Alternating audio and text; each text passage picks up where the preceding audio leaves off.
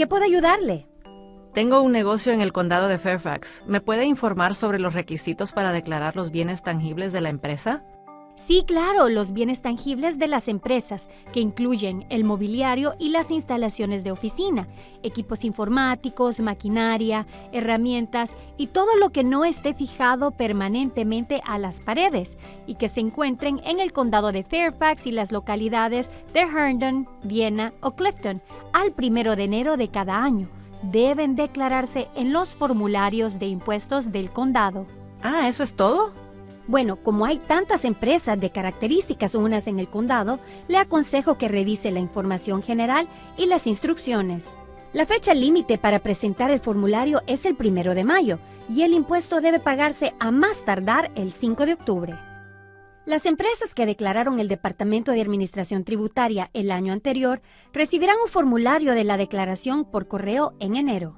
Quienes declaran por primera vez pueden descargar la declaración empresarial de bienes muebles tangibles de nuestro sitio web.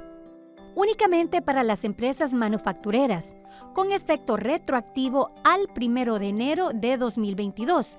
El plan de depreciación de maquinaria y herramientas valorará los equipos a partir del 50% de su valor original en el primer año de propiedad, disminuyendo un 10% cada año, con el valor mínimo de valoración reducido al 10%.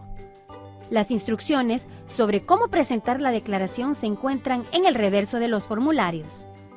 Los bienes declarados en el formulario no pueden prorratearse y están sujetos a impuestos durante todo el año, incluso si se venden o se trasladan fuera del condado después del 1 de enero. Los dueños de las empresas deben declarar el costo original total por año de todos los bienes muebles tangibles y equipos informáticos que posean y que estén situados en el condado al 1 de enero y enumerar todos los bienes alquilados de terceros.